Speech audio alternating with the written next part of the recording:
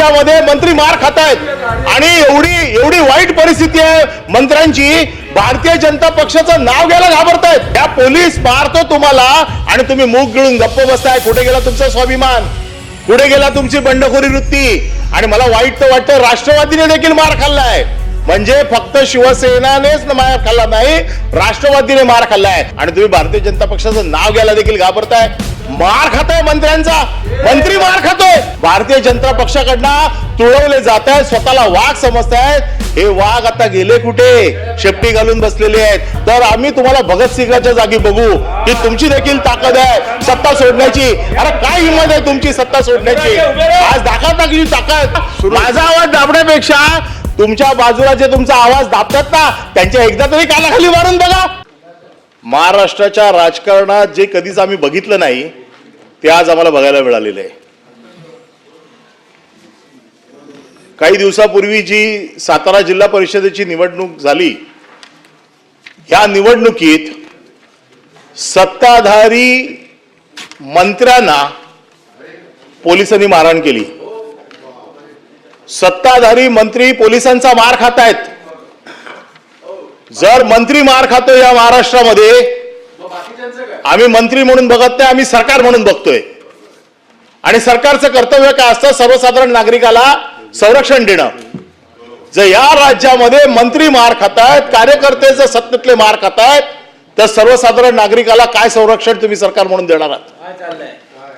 मी या सभागृहात गेले कित्येक वर्ष आहे, महाराष्ट्राचं राजकारण जवळनं बघतोय। काही वर्षापूर्वी उठाव केला गेला। हा उठाव कशासाठी केला? तर आमचा स्वाभिमान राष्ट्रवादी चिरडते, आमचा स्वाभिमान राष्ट्रपती पायाखाली दाबते। अजित दादा आम्हाला फंड देत नाही, अजित दादा आम्हाला वागणूक अशी घाणेरडी वागणूक देतात। त्याच्यासाठी आम्ही उठाव केला, त्याच्यासाठी आम्ही सत्तेतनं बाहेर पडलो, त्याच्यासाठी आम्ही सत्ता पलट केली। आम्ही वाघाचे बच्चे आहोत। सभापती महोदय, नाही सभापती महोदय, माझं पूर्ण 289 का होतोय? हा पूर्ण 289 होतोय। या राज्यामध्ये मंत्री मार खातायत आणि एवढी वाईट परिस्थिती आहे मंत्र्यांची, भारतीय जनता पक्षाचं नाव घ्यायला घाबरतायत। कोण पोलीस?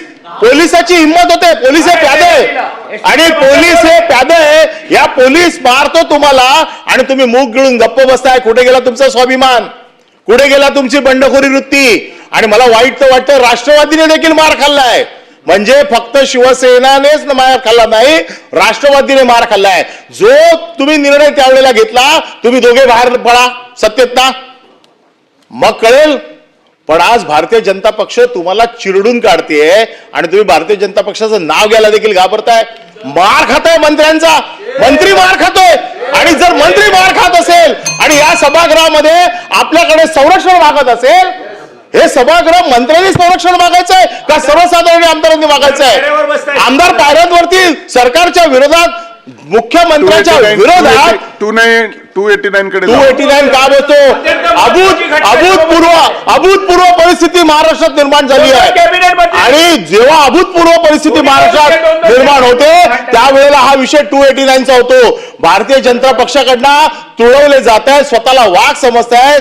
हे वाघ आता गेले कुठे? शेपटी घालून बसलेले आहेत। कोणाची हिंमत होत नाही भारतीय जनता पक्षा। आणि दुसरा विषय असा आहे की विशेष बैठकीमध्ये या आसनावरना माननीय उपसभापतींनी एका IPS अधिकाऱ्याला सस्पेंड करायचे निर्देश दिलेले आहेत। आताच काही दिवसापूर्वी खालच्या सभागृहामध्ये तालिका अध्यक्षांनी एका IAS ऑफिसरला सस्पेंड केलं आणि नंतर नामुष्कीने त्या IAS ऑफिसरला परत घेतलं। तुम्हाला तुमचे अधिकार जर वापरायचे असतील तर ज्या अधिकारात खाली आपण पिटलो गेलोय, मार खाल्लाय, तेच अधिकार पुन्हा तुम्ही इकडे वापरताय। माझं म्हणणं आहे मिसयूज ऑफ पॉवर आहे। का अविश्वासाचा ठराव आणू दे उपसभापतींवरती? ऑलरेडी आमचा एक अविश्वासाचा ठराव पेंडिंग आहे, त्याच्यामुळे अविश्वासाचा ठराव आणण्याची आम्हाला परवानगी द्यावी। या सभागृहामध्ये मी बघितलेलं आहे, परमवीर सिंगने ज्यावेळेला कल्याणच्या निवडणुकीमध्ये महानगरपालिकेच्या फक्त थोडा त्रास दिला म्हणून यांच्या नेत्यांनी भर व्यासपीठावरती राजीनामा दिला होता। कुठे गेलं ते शौर्य? कुठे गेली ती ताकद? का फक्त शिवसेनेबरोबर दादागिरी करायची आणि भारतीय जनता पक्षासमोर शेपटी घालायची, हे ह्या सभागृहात मी कधी बघितलं नव्हतं. आज शहीद दिन आहे म्हणून हा विषय मला आज सभागृहासमोर आणावासा वाटतो. आणि 289 अरे शहीद व्हायचा दिवस आहे आज. जर तुम्ही राजीनामा दिलात आणि सत्तेतनं बाहेर पडलेत, तुमची सत्ता जर तुम्ही लाट मारून जर बाहेर पडले, तर आम्ही तुम्हाला भगतसिंगाच्या जागी बघू की तुमची देखील ताकद आहे सत्ता सोडण्याची. अरे काय हिंमत आहे तुमची सत्ता सोडण्याची? आज दाखवण्याची ताकद दोन्ही राष्ट्रवादी जागे राजे मार खातात. दोन राजांनी मार खाल्ला. अरे माझा आवाज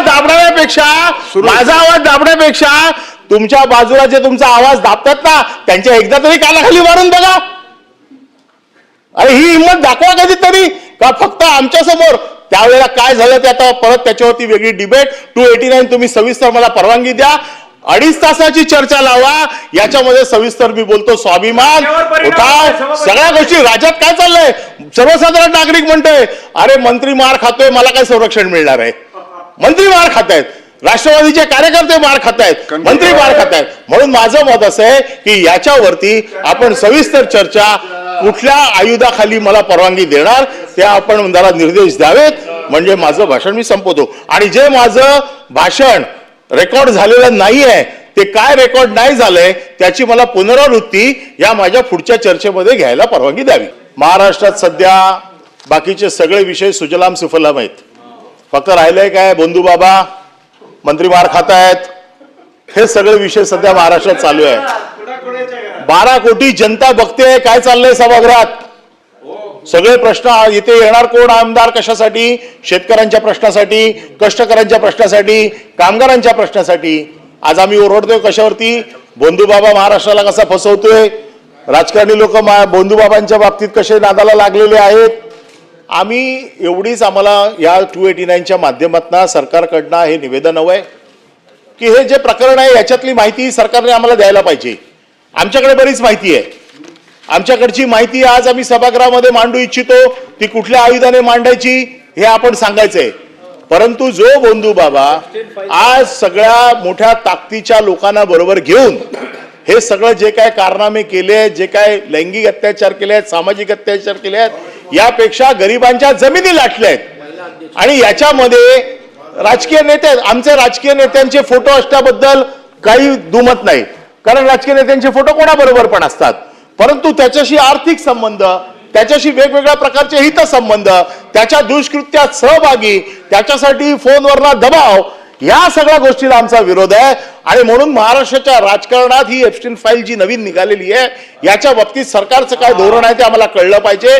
सगळ्यात महत्वाचा विषय की जे काय आरोप प्रत्यारोप चालू आहेत, आमचं म्हणणं असं आहे आमच्यावरती काही आरोप केले जातात, तुमच्या सरकारमध्ये पाणी दिलं पाहिजे. माझं म्हणणं आहे करा चौकशी त्याची, कोणाच्या दबावाने ते पाणी दिलं, कोण होतं त्याच्यामध्ये, कशासाठी होतं, ते लोक आता कुठे आहेत, हे सगळ्याची चौकशी झाली पाहिजे.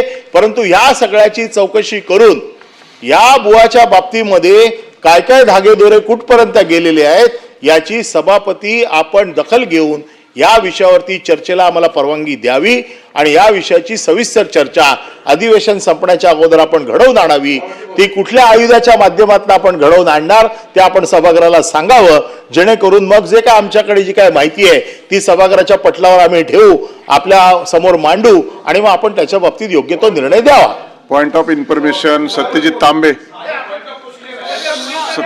सभापती महोदय, दोन्ही सूचना मी माझ्या दालनामध्ये अमान्य केलेल्या आहेत. त्यामुळे आपलं निवेदन आलेलंच आहे आता पटलावरती.